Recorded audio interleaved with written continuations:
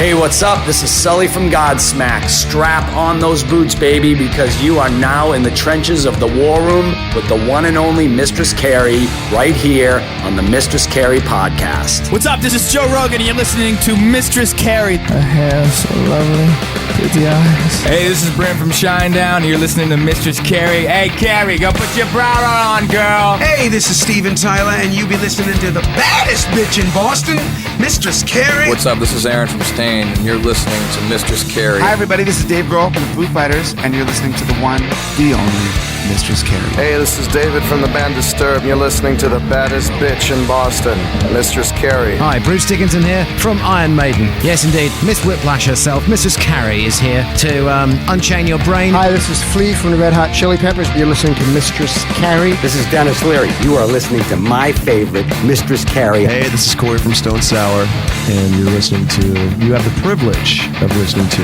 Mistress Carrie. Oh, God. Oh, yeah. Hey, it's Mistress Carrie, reporting for duty from MCHQ for episode 258 of the Mistress Carrie podcast. And before we get to this week's guest, Wolfgang Van Halen, I want to remind you about all the places that you can listen to the Mistress Carrie radio show. You can hear me weekday mornings on Laser 99.3 and 98.5 in Springfield, Mass. Weekdays from 10 to 3 on Charleston's Best Rock, 98 Rock in Charleston, South Carolina. Afternoons from 3 to 7 weekdays on 100 FM The Pike in Worcester, Massachusetts. And afternoons from 3 to 7 every weekday on 106.3 The Bone in Portland, Maine. Get more details on the Mistress Carrie radio show at mistresscarrie.com. My guest this week is Wolfgang Van Halen from Mammoth, formerly Mammoth WVH. Wolfgang made his debut appearance on the Mistress Carrie podcast on episode 158, almost 2 years to the date. Mammoth is going to be opening up for Creed July 22nd at the Xfinity Theater in Hartford, Connecticut. August 27th at the Amica Mutual Pavilion in Providence, Rhode Island, and August 28th at the SNHU Arena in Manchester, New Hampshire. The links to get tickets for all of those shows are in the show notes of this episode. I was so happy that Wolfgang Van Halen decided to come back on the show, so allow me to reintroduce you to Wolfgang Van Halen. Mr. Van Halen, thank you for coming back on the show. Thanks for having me again. I can't believe that the last time I talked to you was almost 2 years to the date, and a lot has changed. Yeah.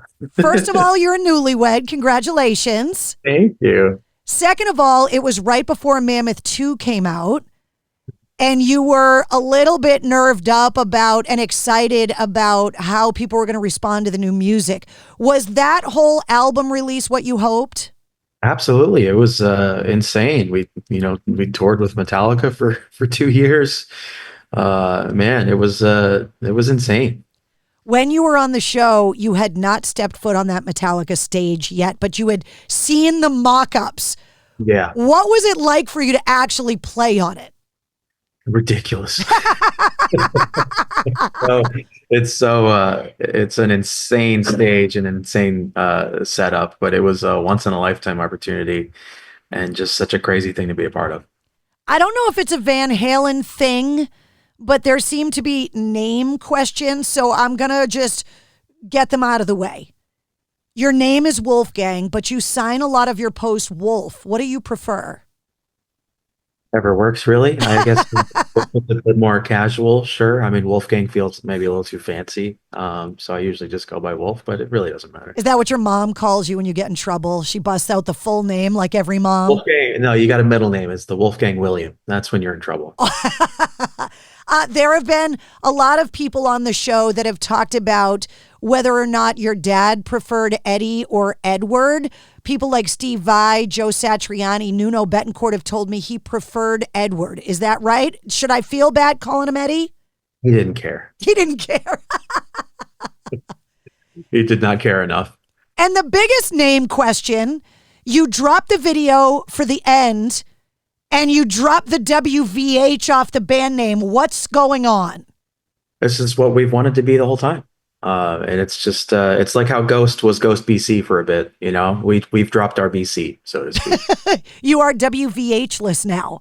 Yeah, I guess I got to leave. The last time you were on the show, we talked a lot about the decision to release a full album versus just singles. Has your idea and mentality behind that changed since we spoke last? Not really, but considering that we've just currently only released a single with nothing announced, maybe I do feel a little bit different, but I'm sure if you pay attention to Mammoth socials within the next month or two, you should, if you're interested in more music, you should be happy. Okay. I didn't know if you wanted to make some kind of big announcement on the show right now or not. I was just asking. I guess that's the most I can say. We got to talk about this video because as soon as you send it out on socials, I'm watching it. Getting Robert Rodriguez to direct this video. Unbelievable. Tell me about this whole thing.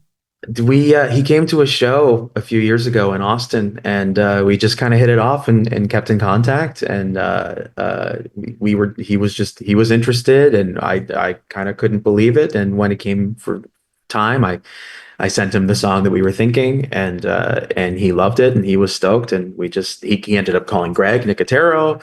He called Danny Trejo, and it just kind of snowballed into this insane thing that we were able to pull off. And I can't believe it. Did you grow up a fan of creature movies? Is that the movies that you love? I loved Jaws growing up, but really I was obsessed with The Walking Dead. So being able to work with Greg Nicotero was just unbelievable. You share that love with Slash, who's in the video. One lesson I learned from watching the video, Slash is impervious to zombies. Everything. He's got that plot armor all the time. Nobody wants to F with Slash ever. Not at all. And Danny Trejo for that matter. Absolutely. That's just because he's such a badass. Is he the biggest badass in the world? I kind of feel like even at his age, he is. I never thought that I'd be acting with Danny Trejo and having him stare you in the eye with all the fierce anger that you would expect from one of his roles. So that was definitely a bucket list item I did not know I had to cross off for sure. The other thing I learned from the video, your mom can throw a punch. Spoiler alert for anybody that hasn't seen the video yet. Yeah, she wasn't even planning on being in it. She just wanted to hang out, and Robert was like, "Get in this shot. You're gonna punch a zombie." It was really funny. Did they have to coach her through that? Because she looked like she's done that before. It kind of was just it took like 5 minutes. It was like hit this one, and yell, and there you go. I love the Thriller kind of little reference at the end. That video really is kind of a line in the sand when it comes to music videos. It was like there was music videos before Thriller and then music videos kind of after Thriller. Definitely. Yeah, I thought it was, just with the plot of the video, I thought it'd be a funny little thing to do at the end. I've talked to a lot of artists who are totally comfortable on stage in front of tens of thousands of people, but the idea of filming music videos makes them feel a little weird. You've taken that up a notch where you're fighting yourself multiple times. Talk to me about like the behind the scenes plotting out, having conversations with multiple yous. I mean, that was Robert and Gordy, who also has done our previous videos. So he was skilled in that. He was there too. It was just a matter of them lining up the shot perfectly, and I still don't understand it, but it sure does look real in the video. I know that Robert, when I had to punch myself, Robert was the stand-in right there, and I had to be really careful. I didn't want to punch Robert Rodriguez in the face. Because Danny Trejo will come and kick your ass if you do. I just can't believe how realistic it really looks like. I'm just punching the crap out of myself, which is very impressive. It really does. I don't know if it's a family trait, but you guys all can throw really good punches. I guess so. You brought up your socials. You released video of you recording the tapping and the soloing parts in the end with the famous, I feel like there should be an when we talk about the Frankenstein guitar.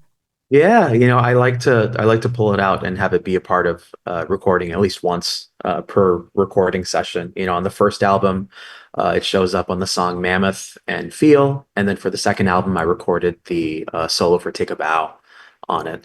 And then for this, given that it's one big sort of tapping solo at the beginning, I thought it was the right song to pick to have the Frankenstein show up on.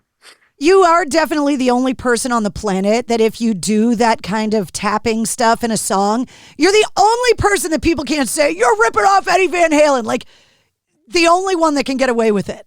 Nah, I'm sure people still say it. that guitar is, I mean, it's arguably one of the most famous guitars in the entire world. And Instruments.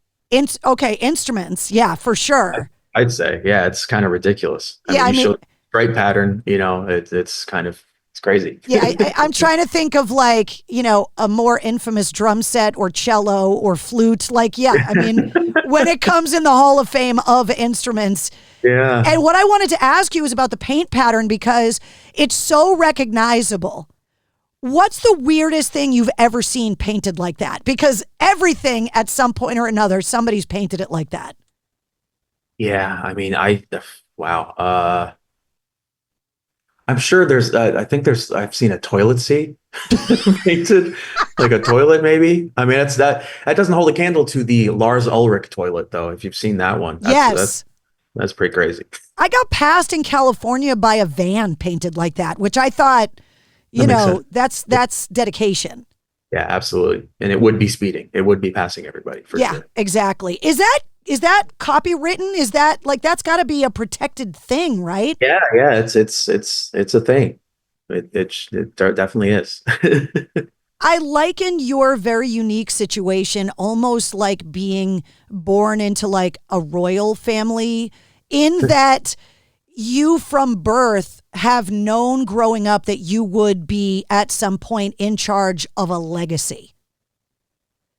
And with all of the benefits and burdens that come with all of that, was there ever a day that you were like, man, I wish my dad was a plumber?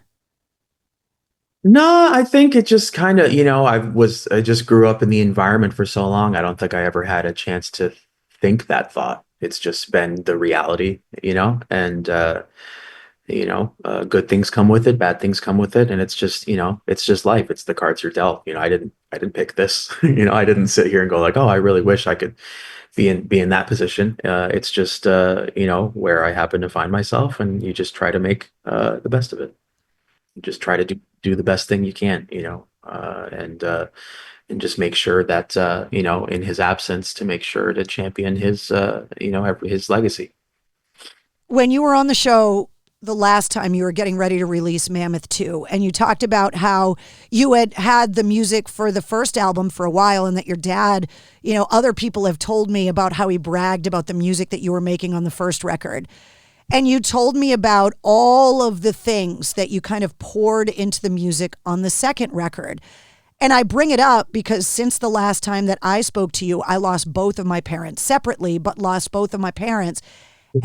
Thank you. And I listen to that second record differently now. Wow. As I'm moving through the stages of grief, as we all do in the natural order of things, losing our parents, which is how it's supposed to be. Isn't that messed up that we all have to experience that? How messed up is that? Yeah, I mean, you definitely don't want the reverse where your parents are losing a child, right? This is how it's supposed to be. And, I just talked to Gary Hoey, who lost his mom, and she was in her 80s, and it still hurts. It doesn't matter if they're 100. Mm-hmm. No, not at all. It's a terrible thing that we all have to go through. Yeah, and I wanted to talk to you about moving through that and how the writing for this new music is different from writing the second record when you were kind of pouring your dad and COVID and whatever else you put into the second record, because I'm kind of looking forward to like moving through my experience as well. Yeah, I think honestly, just Mammoth in general has been a lifesaver because I've been able to pour all my time and energy into it without having to dwell on certain things and just to kind of keep pushing forward. But for this time around, it really was. I think there's always something to be anxious about. I think. But it's definitely really bittersweet now to be, reaching this area where, Dad hasn't heard it and he's not able to hear it. So that's always a really tough realization. I had that with the second album, and then this time it's like, yeah, it's more of the same. It's just another. That's the tough thing, when you lose, a parent or somebody incredibly important in your life. Every huge, what should be a positive, big evolution or moment in your life just has this tinge of 10% of sadness eternally, for the rest of your life, because that person you want to share it with isn't there.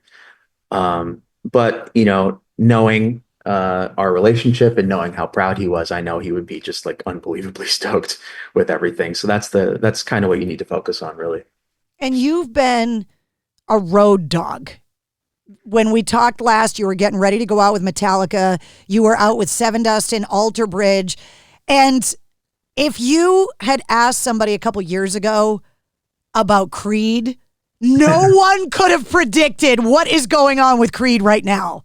Man, biggest rock tour of last year. It was unbelievable. You've got a date coming to Hartford, Connecticut, and it was supposed to be with Three Doors Down. We just got the news this week about Brad Arnold. I mean, is there a nicer guy in rock and roll than Brad Arnold from Three Doors Down?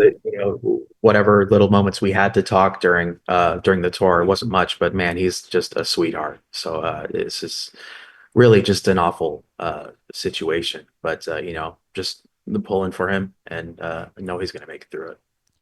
So when you finish up with Creed, this whole summer of 99 and beyond concept, I mean, cruises and tours, and just Mark Tremonti has said that if they want to keep doing it, yes, they know they have to work on new music. That's kind of how it works. Yeah. What are you looking forward to doing once all of this Creed stuff is done? Because it's been a lot. I mean, the headline tour that we just announced with announcing the single and the video is going to be ridiculous. It's going to be our biggest tour yet. It's going to be our biggest show yet. We're really stepping up the production. I think so far, just out of necessity, being a baby band, we've very much been a performance focused band. We don't use tracks. We're very proud of that. We, when you come see us, you get a live rock show, and that's what you get. And we haven't really had more than, a couple lights, so to speak. But now, we're really gonna mix things up and try to build a legitimate show around our performance for the first time. So it's definitely going to be one that you don't want to miss out on. And I believe the tickets go on sale tomorrow. We've had the pre-sale that you can look it up and type your email in and stuff. And from the numbers that we've seen from the pre-sale, people are interested, and that's really cool to see. We wouldn't be able to do this without people wanting to come see us. So we're in a very lucky position. But it's going to be this. If there's one tour to see us, this would be the one. Well, I wanted to ask you about the creative part of designing the production, because obviously when you were playing in Van Halen, that was not part of your responsibility umbrella. No. And when you're a baby band and you're opening for other bands, you don't get an input on that. So no, you'll be lucky for them to project your logo on the screen, which normally they do. They're always really cool. But yeah. But talk to me about the idea of finally being able to design that production that you've wanted for this band. Yeah, I mean, it really is just what my manager said, and what the mantra has sort of been is we're going to fit an arena show into a club, and it's going to be, I'm very excited to see it come to fruition. We've been working on it, but considering that, we've been getting the single and the video ready to go, we haven't had the time to sit down, but I know after I'm off this little run on the road, we're going to really start planning everything, and it's going to be, already the preliminary ideas that we've had are very exciting. It's going to be something new and exciting for us. It's kind of crazy how technology has changed when it comes to live concerts, especially, when you look at something like the Sphere in Vegas, it's almost like there's unlimited possibilities now. Yeah. It's crazy. They're supposedly working on some mini ones. Mini spheres? Yeah, I read a thing that they're working on 5,000 seat size spheres that they want to put because they're cheaper to build and people could use them more often. Yeah, Then maybe I will have a chance to play a sphere like if that's the case. That'd be really exciting, man. That's cool. I heard that there's a little mock-up of it in California where like you can go and kind of, if they're approaching you about doing a residency, that you could go and kind of see how it works. I've just been on the outside and it was insane. I haven't even heard that. That's crazy. That's amazing. Yeah, I've had Justin friends. Chancellor from Tool told me that. Really? Yes. That's incredible. Man, to see a Tool show in a sphere-like situation, I'm there, man. I'm there. That's what I asked him. I was like, please tell me somebody's asked you because that needs to happen. Yeah, that'd be unbelievable. The conversation we had on the air the other day was about a band that you wished you could have seen live. If you had a time machine, right, the 1.21 gigawatts, the DeLorean, and could go back and see any artist live, who would it have been? I guess I missed out on seeing Rage. I never saw Rage Against the Machine, and then the tour they did recently, just kind of stopped because Zach got hurt, and then they called it. So yeah, that's probably one of my biggest bummers. Was missing out on that for sure. Seeing them at Woodstock 99, especially now knowing what happened. Yeah, I was in that crowd going, am I going to be okay? This. Exactly. Wow. That's insane. Well, I got to tell you, when you dropped the single, it was like an earthquake. Everybody on the air, everybody commenting online was just like, holy crap, the tone has been set for whatever music you're getting ready to talk about. This new single, you've got to be so excited because the reaction is unbelievable. Yeah, I had the idea, that main tapping idea for a while, and I always thought maybe it was a little too over the top. So it was kind of a fun challenge to sort of how do I palletize this idea into making it the centerpiece of a song while still being able to make a song. So it was a fun challenge. I love the video you released where you do the whole thing just sitting there in the studio, and then at the very end before you cut it off, you're like, I think that one was pretty good. And I'm like, pretty good. Yeah. Be rest assured, it's pretty good. Thank you so much for coming back on the show. I really appreciate it. Thank you. And I'm sad that you didn't make the big announcement about whatever's coming on this show, but I look forward to watching your socials to find out what's next. Thank you very much. Have a great day. Thank you so much. Take care. There he is, Wolfgang Van Halen from Mammoth. See the band opening up for Creed July 22nd at the Xfinity Theater in Hartford, Connecticut, August 27th at the Amica Mutual Pavilion in Providence, Rhode Island, and August 28th at the SNHU Arena in Manchester, New Hampshire. The links for all of those shows to get tickets are in the show notes of this episode. You'll also find the link to Wolfgang's first appearance on the show on episode 158, and you'll find the link to this episode's corresponding playlist. I make a playlist for every full-length episode of the Mistress Carrie podcast that features all of my guest music and all the artists and songs that we referenced in the interview. You'll also find the links to Wolfgang's accounts, the Mammoth accounts, and the Mistress Carrie accounts. If you liked what you heard, don't forget to like, share, follow, subscribe, and comment to the Mistress Carrie podcast. New full-length episodes come out every Wednesday, plus every weekday you get the Sit Rep. The Situation Report gives you all your rock news, music headlines, and entertainment updates in about 5 minutes. And you never know when we're going to release a bonus episode. Join me live every Tuesday night at 8:30 Eastern for my weekly streaming video show, Cocktails in the War Room, on Facebook, Instagram, Twitch, and my YouTube channel. And you can always hear me on the radio. Get the details on all of that and more at mistresscarrie.com. The Mistress Carrie Podcast, a proud member of the Pantheon Podcast Network.